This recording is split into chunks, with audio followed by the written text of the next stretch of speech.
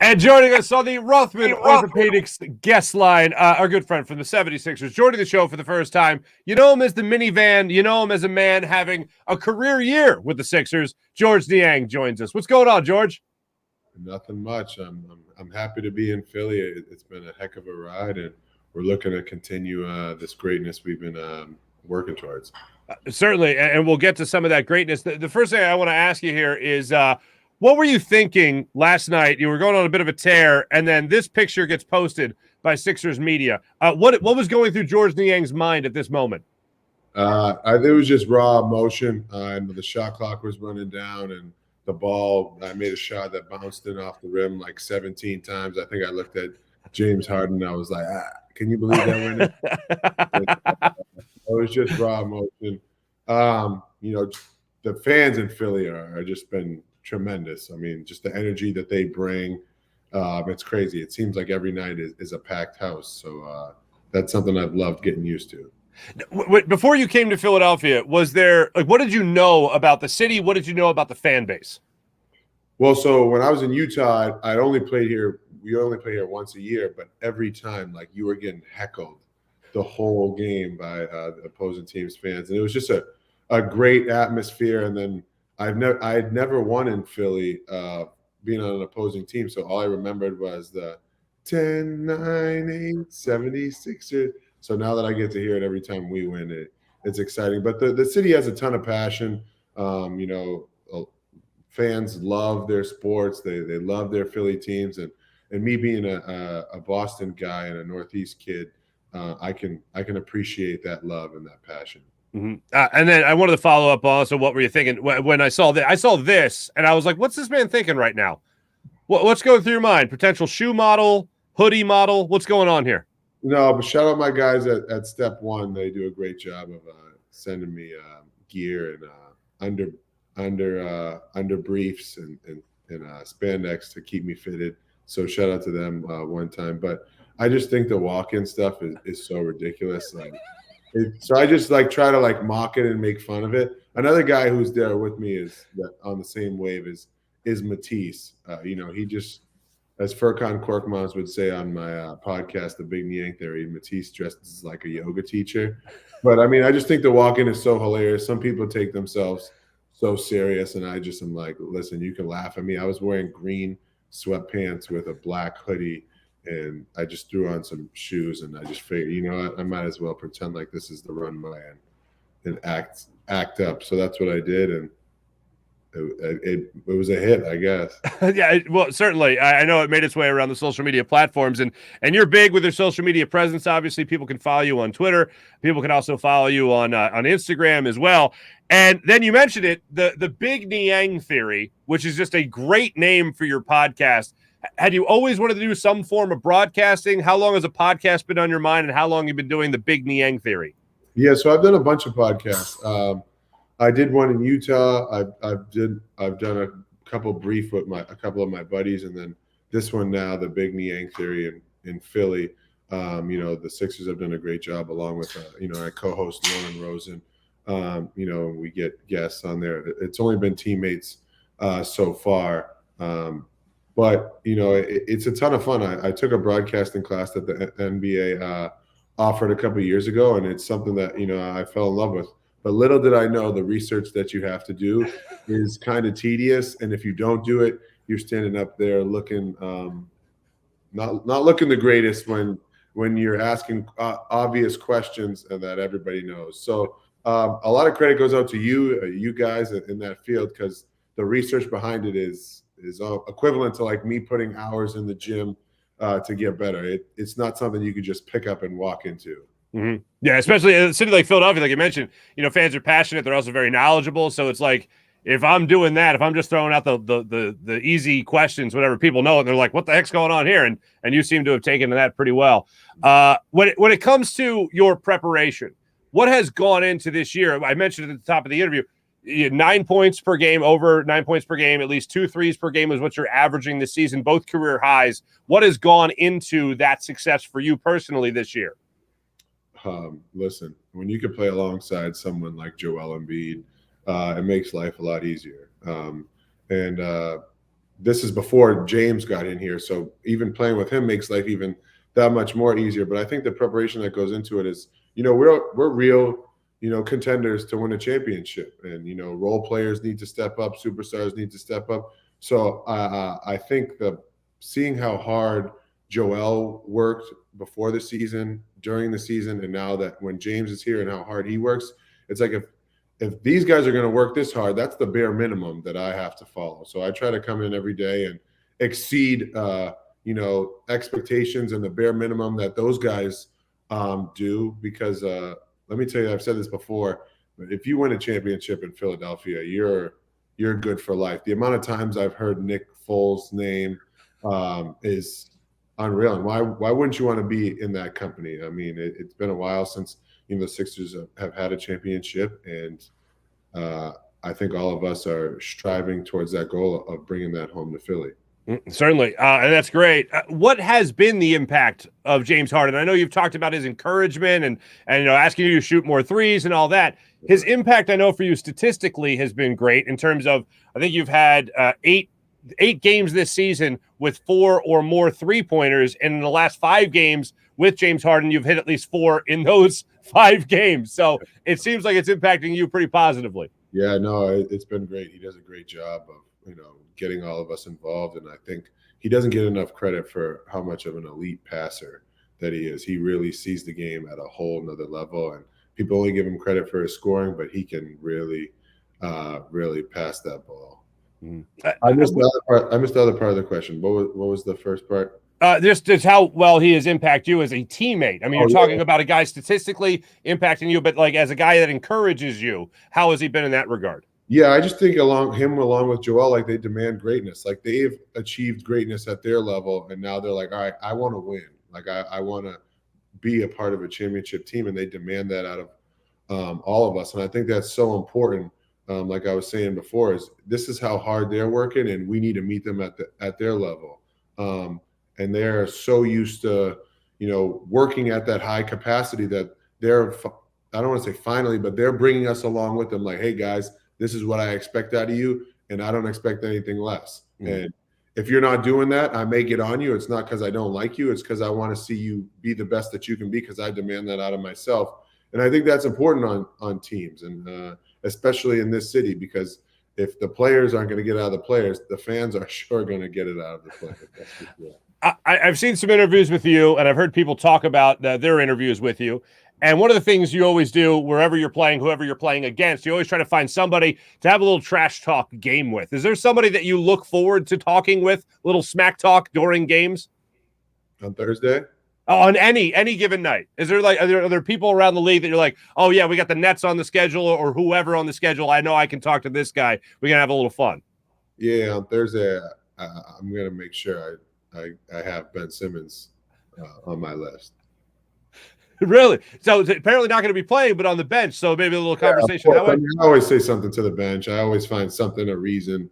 But that's definitely a reason for Thursday. But anybody else around the league,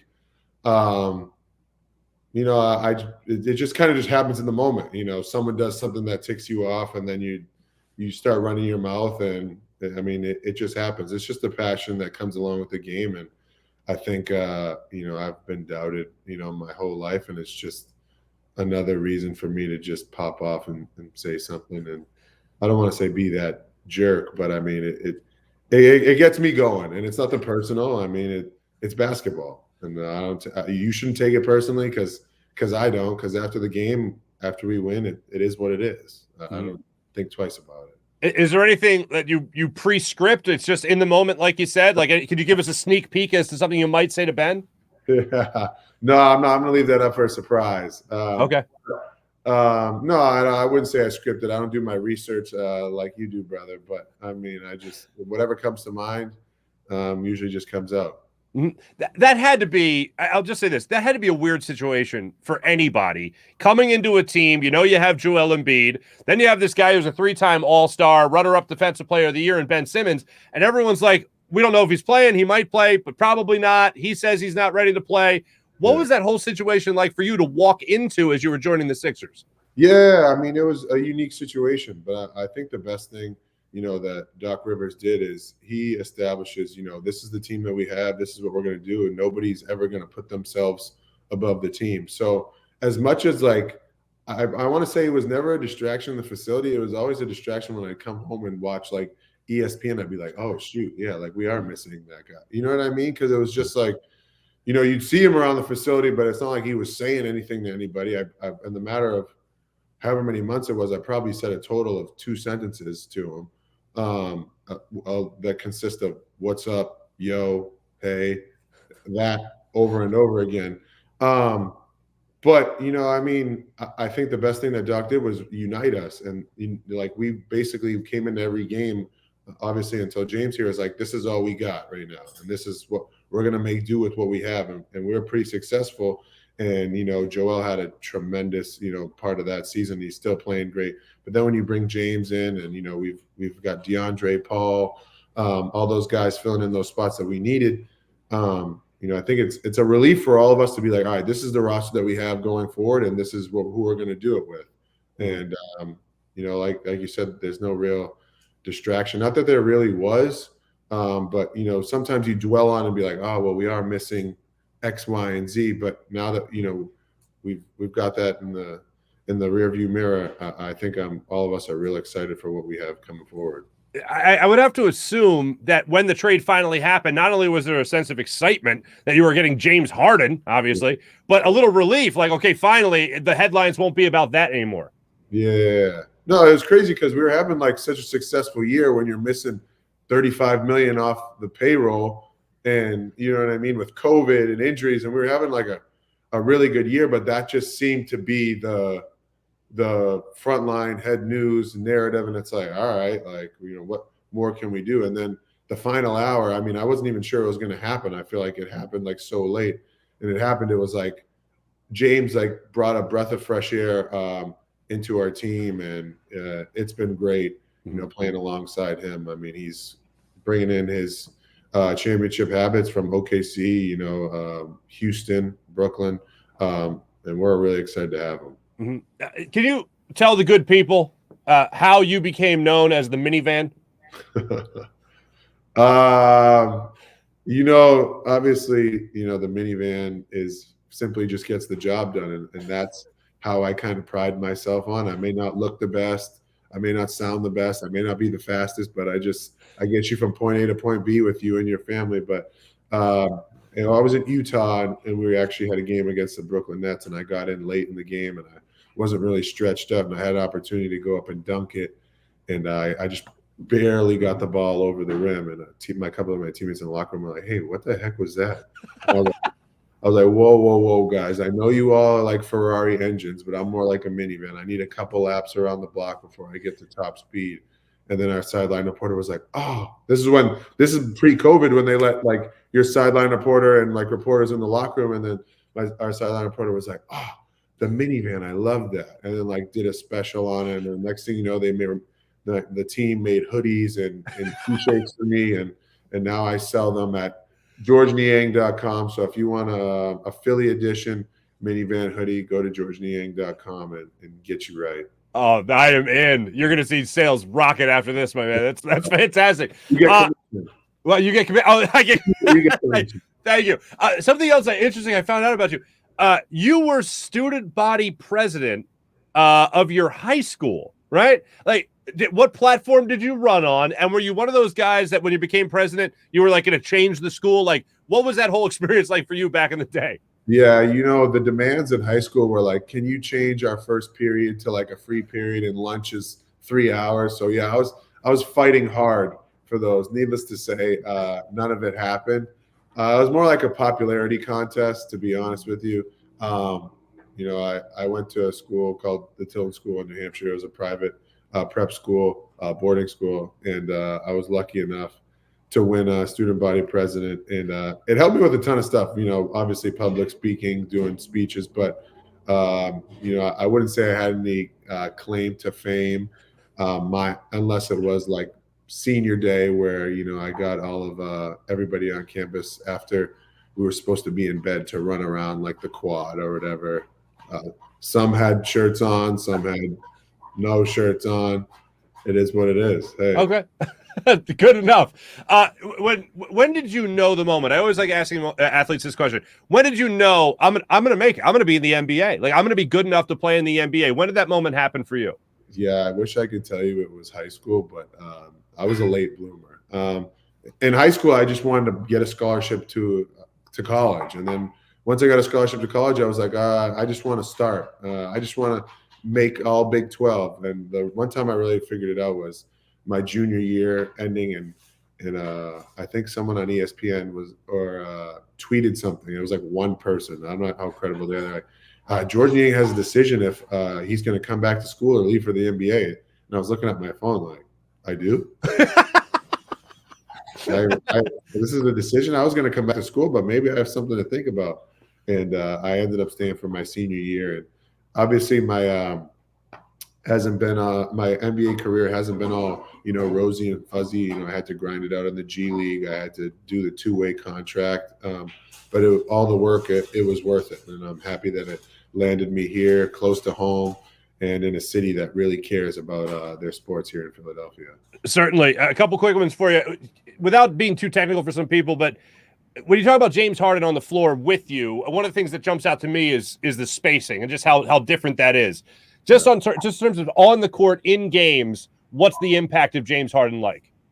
Well, you have to guard James like the whole length of the floor, right? If you see guys, if James is on the other side of the floor, they'll pick him up and try to pressure him and to tire him out. And the thing for us is, he creates so much attention and he can pass so well that he can be creating so much attention dribbling. And people just think he's dribbling aimlessly, but he's really just setting up the defense. Like, oh, you're going to overhelp and I'm going to find one of my guys, or you're not going to help and I'm going to drive it in and lay it up. And he's just always, like I've said before, he's a basketball savant, and he's always looking to manipulate defenses, to manipulate players, to do things that he wants. People are like, don't know what he's doing, but he's playing at his pace, and he's basically just teeing you up to do what he wants you to do.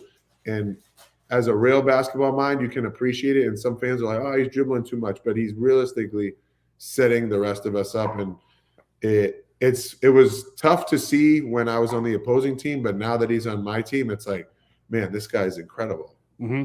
Can you explain to us a little bit the dynamic between him and Tyrese Maxey? Because it really does seem to be, like the professor and the student on the court. Yeah, I mean, James is going to be great for Tyrese's development for a long time. And I think the biggest thing with Tyrese is that, he wasn't really a natural point guard, and he was playing the natural point guard for us. So he was getting everybody involved, and everybody knows Tyrese can really, really score the ball. He can play the point guard spot, and that's another dynamic which makes us special, is that when James comes out, Tyrese can play the point guard spot. But now that James is handling the weight of bringing the ball up and getting us into our offense, James is a 10-plus year vet. So he's been doing this for a long time. This is Tyrese's second year.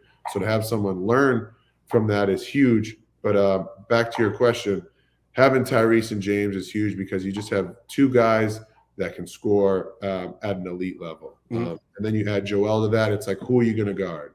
If you're going to put your best defender on James, you're going to put your best defender on Tyrese. You have to put your best big on Joel. Now that's opening up the floor for Tobias. And we just have so many weapons. And moving forward, Tyrese is going to be a huge X factor for us because his speed is game changing. That's for sure. Overall expectations. Now that, obviously the deadline is passed, James Harden is here. You're hot as heck right now with this team. What are your expectations for this 76ers squad? I think the biggest thing for us is we all came here to win a championship, and that's what our expectations are, and that's what our eyes are on. But we're never going to forget it's one day at a time. We have 18 games left, and the next game on Thursday against Brooklyn is what we're focusing on. We're never going to look too far ahead. But obviously, our goal for the year is a championship, and we truly believe that we can achieve that. But it's not going to be easy. It's going to be one of the hardest things we've ever done in our life, and it's going to be done one day at a time. Gotcha. Just want to throw these at you real quick. You mentioned the minivan and how you got the name, and I appreciate you giving us an explanation. Just any mode of transportation. We'll just do this real quick. Any mode of transportation. What would Tobias Harris be? I would, I would give him, I I would give him a Tesla. A Tesla. Yeah, charge him up. He's silent but deadly. He can hit some top speed. I love it. How about Tyrese Maxey? What mode of transportation? Ooh. What are the Formula One cars? Because whatever those are, it's like he's, you know what I mean? Yeah. Oh yeah. Big, slender, and just they're flying down the court. How about Thibault? Your fellow clothes model. I would say Matisse is probably like an 86 Ferrari. You know what I mean? Just that is a very specific year. Yes. Because it's like he's old school, but like inside, like his motor, how athletic he is, like he's cruising at top speed and is impressive. Very nice. James Harden, what would you put him at? What do you think? You know what? I would just have to say he's like a macked out like Bentley or Rolls Royce. Like everything is flashy and nice, but at the end of the day, like super classy and high level, upper echelon type of deal. And then finally, Joel Embiid. What mode of transportation would you put him at?